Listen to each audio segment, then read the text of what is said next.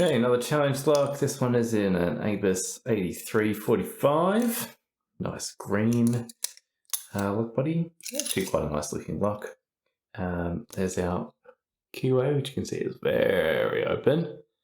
And so this is a collaboration lock. This one is between Lockpicking Patrolman and Bacardi.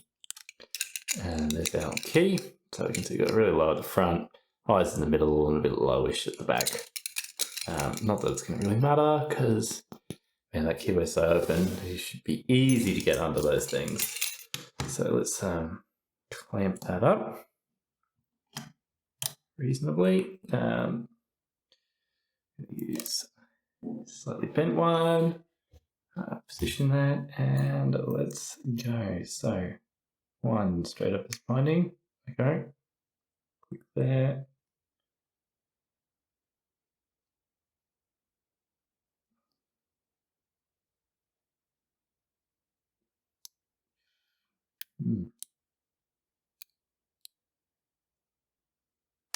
One, two.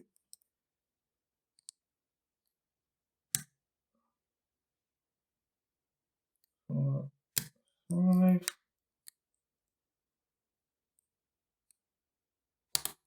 There we go. That's binding there. Right. 1, 2, 3.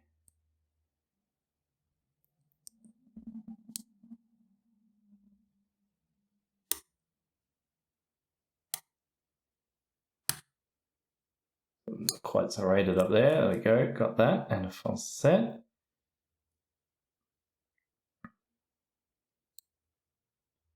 All right. Let's look for counter rotation. Here's some 1, 2.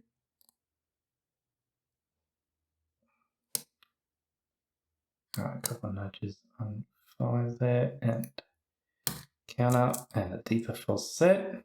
Definitely making progress now. A lot of pins feeling really set now.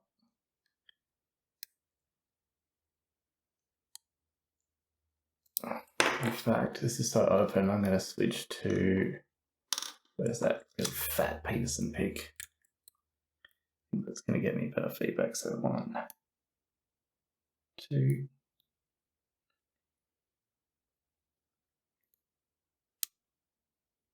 There we go.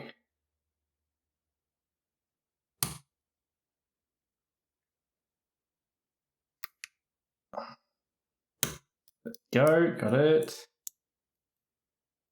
4, all right, so.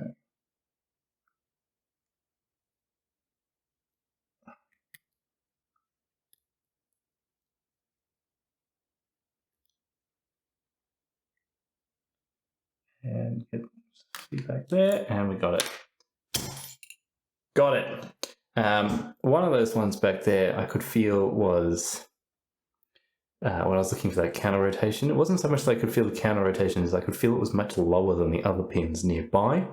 And the fact that I've been able to glance at that key and I knew, well, it's all high lifts in the middle here, means that if one was, I think it was this pin was feeling much lower down, then clearly that was the one. So then I pushed on that a bit harder, then I felt the counter.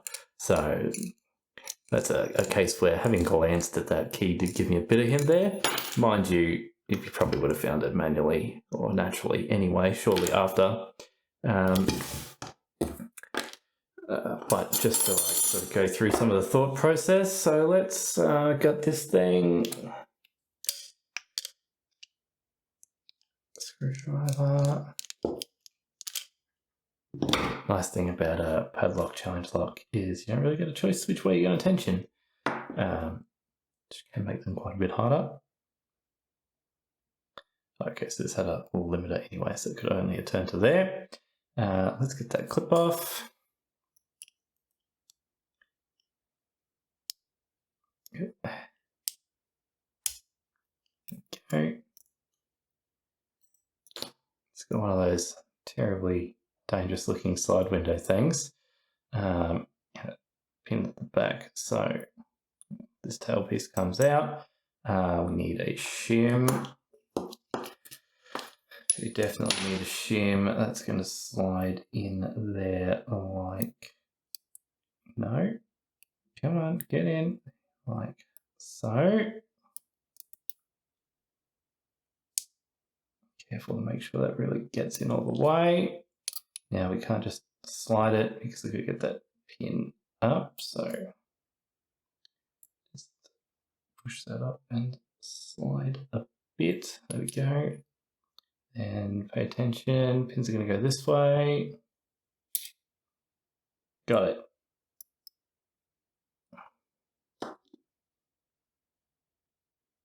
And that's that pin at the back shooting back out.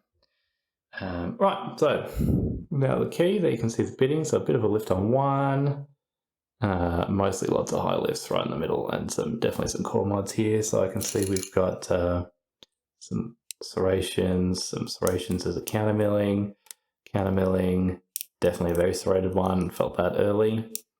Countermilling there, and some more countermilling, threading. So lots of core mods. Slightly flat top on there. One little construction hole to be somewhat cautious of. See what these pins look like.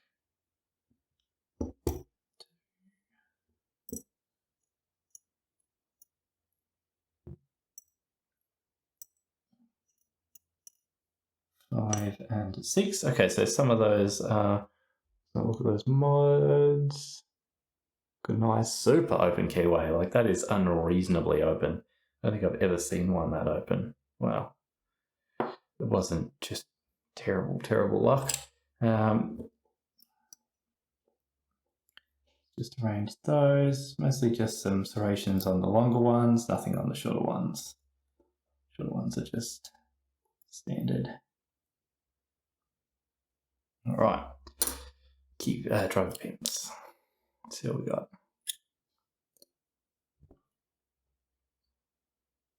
One is a standard. Obviously designed to be easier to overset. Two, we've got a nice spool.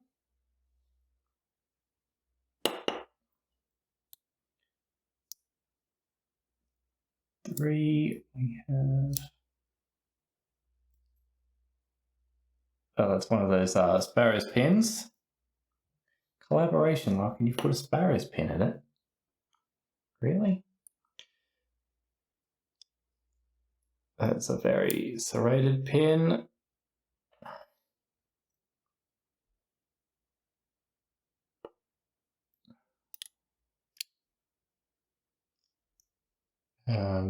That looks like a spool out of an 1100. A very similar idea at least.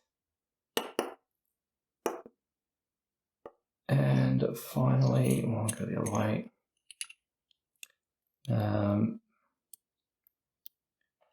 Got another one of those. So, I mean, yeah, all right.